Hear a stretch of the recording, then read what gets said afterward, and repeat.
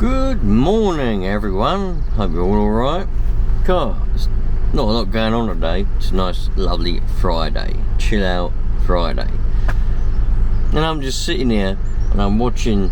Well, I'm a bit earlier. I'm a lot earlier than normal for work. So I woke up, didn't really, nothing to do. You know, made lunch and put the bin out, and yeah. So I was like, well, I'll plod out. And I've ended up just sitting in the car park. But anyway, I'm watching, I started flicking through some documentaries and things, and I started watching one, and it was about people living on benefits and things like that.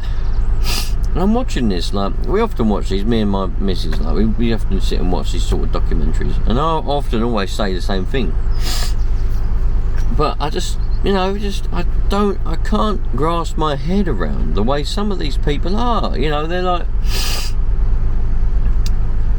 they've got, you know, they've got a council house, they've got a missus, you know, either a girlfriend or a wife.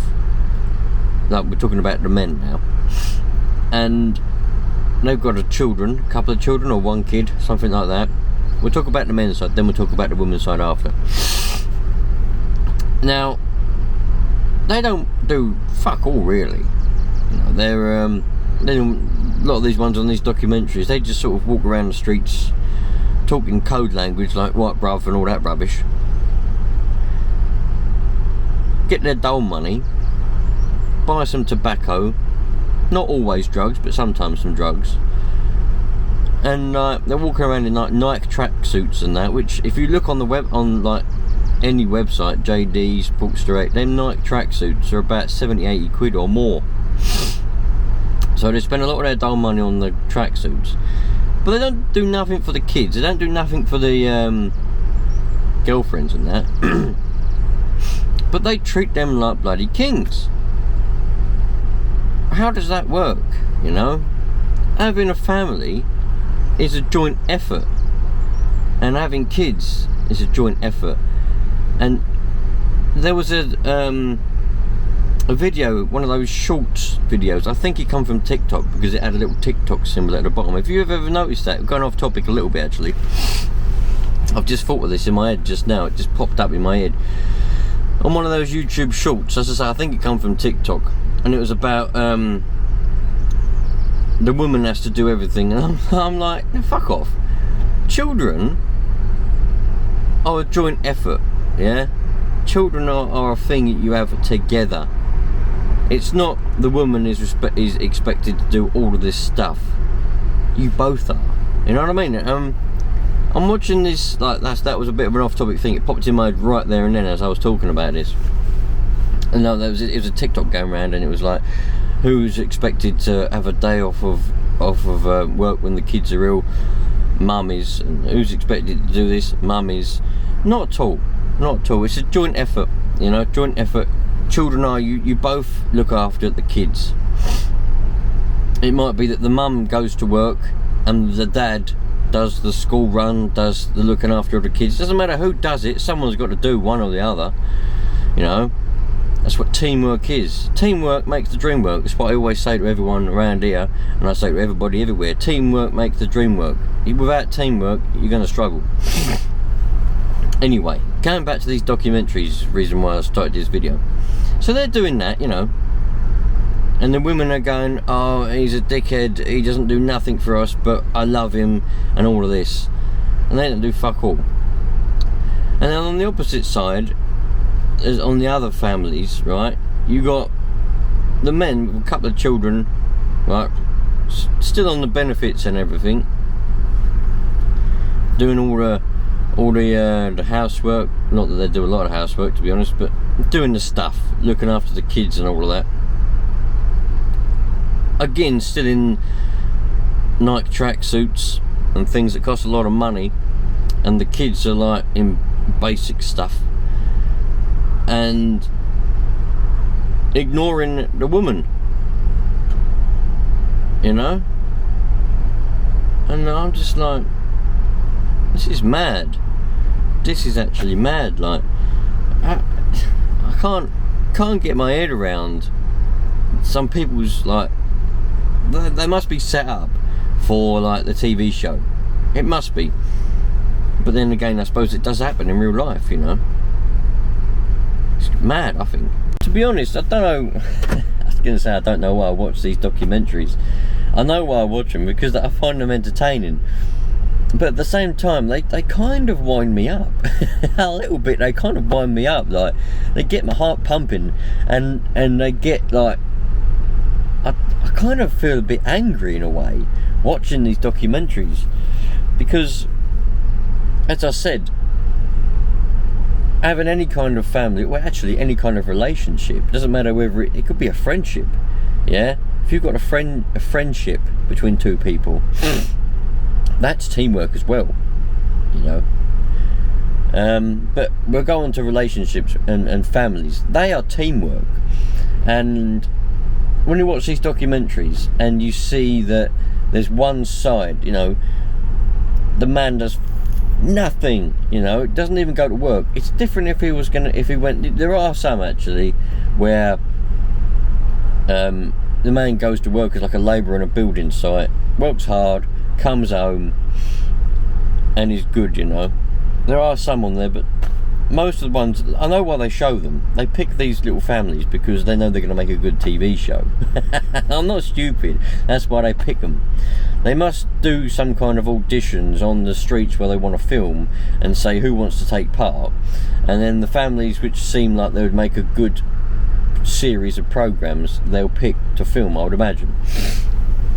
But anyway, you've got these ones where, you know, the dads or the boyfriends or whatever, you know, like I say, they're going out walking around the streets with their mates with their hands down their trousers, you know, all the time, right bruv, and all that, getting their dole money. And they're like, oh yeah, I got some kids and a girlfriend, you know, and they don't really do a lot to sort of be nice to them or help out or anything. But then they go home and the girlfriend's like, oh, he just sits around all day, and yeah, he might go out, have a spliff or two, and he'll come back and all that, and oh yeah, I do the school run and I look after the kids and that. And you think, what? Why are you like letting him do that? Make him go to work. You know what I mean? Like, make him go to bloody work and earn, you know. I don't know, it's mad. Maybe it's because the way I am, I'm brought up with sort of old school culture and old school sort of morals, and plus I do hang around with a lot of people that are a lot older than me, 50, 60, 70 years old. I don't know many people that are younger, and the people that I do know that are younger have the mentality of these people on these programs. And but I just believe in totally different morals. So yeah, that's why it's weird. I hope that that's not the culture what's going to start happening. I hope that that's not, because, well, I know it's been happening for a long time, you know, probably like start of the year 2000s, I suppose, start of the 2000s, it's probably, I don't really know. You start to see it more. I mean, old school culture, 60s, 70s, 80s, 90s, you know, and before that or whatever, man goes out, does the work, brings home the money, brings home the bread, you know, brings home the bacon, brings home the bread, brings home the bacon, and then the woman takes over, looks after things, you know. So it's a teamwork. Man does all the hard work, woman does all the easier work, cooking, looking after kids, maintaining the house. But in these families, no one maintains nothing. It's all just a complete mess, isn't it? The houses are a mess. Oh man, that's why I hope that you got all these houses being built, and it's just going to start. All the younger generation are going to go and live in them, and all just not do anything. They're all just going to be, you know, not looked after. That's why I do feel sorry for children being born at the moment. You know, I do a little bit. I mean, my kids, I do everything I can for my kids. That's the only reason I come to work. Well, not the only reason, obviously I've got bills to pay, but I'm always striving to do better and better myself, so that comes off for them. Do you know what I mean? Like, I want my kids to have a good future, which is why I do everything that I do. But it just, watching these documentaries, like, I could talk about this for weeks, because it's mad. I can't. I could just talk about it for weeks, and it's mad, you know. Like, watching these documentaries, there's people just don't seem to have any drive. You know, my drive is to do well in my life. You only get one life, and I believe you've got to do well in it. You've got to do well. If you just sit around and waste it, you know, somebody else could have had a better life. Somebody else could have had your life and made it better. That's why I think it's mad, you know. You've got to do well in life, and if you've got a family, it's a teamwork. You've both got to do well and bring the kids up well, and then they'll do well. Another thing I was watching another documentary on like prostitutes. Now, prostitutes, they always say, oh, I wasn't brought up well in my family, my dad didn't do nothing, my mum just sat around, and I ended up playing out on the streets and become a prostitute. What? That's what I mean. Mum and dad sat around and done nothing, was on the dole, so they become a prostitute and got addicted to drugs. Oh man, you got to do well for your kids. It's mad. I can't understand people's mentality. I just can't. What about you lot? Can you understand it? Can you see how all this happens? You know, why people are like this? It's weird. I can't understand why. Everybody's different, and the world wouldn't be the world if there wasn't loads of different people. If everybody was the same, the world wouldn't be as it is, you know. Well, would it be a better world or a worse world? I don't know. You're going to have some lazy people, and you're going to have some unlazy people. I'm not a lazy person. I'm proud to put myself in the section of a hard worker and not lazy. I'm not the best by all means, because if I was, I'd be a successful millionaire. The successful millionaires, they're the ones that have got the drive, you know, proper drive. They go out there, they think of a company, they start it, they push and push and push until that company survives and is successful, and then they become millionaires. I'm not that driven. I just want to work hard and provide for my wife and kids, so that when we're older, we've got a good life. We ain't got to worry about money, we ain't got to worry about nothing. The kids are fine, they can buy their first car, they can hopefully get them a deposit for their first house. With any luck, we'll save up enough money for them to get a deposit on their first house each, because I've got 2 kids. And that's why I do what I do now, so that later on in life we can chill out and relax, you know. But these people, they just want to chill out and relax when they're young. But then what happens when you're older? When you're older, you know, you're then living on the breadline. Like, you got these people here on these benefit programs that I've been watching.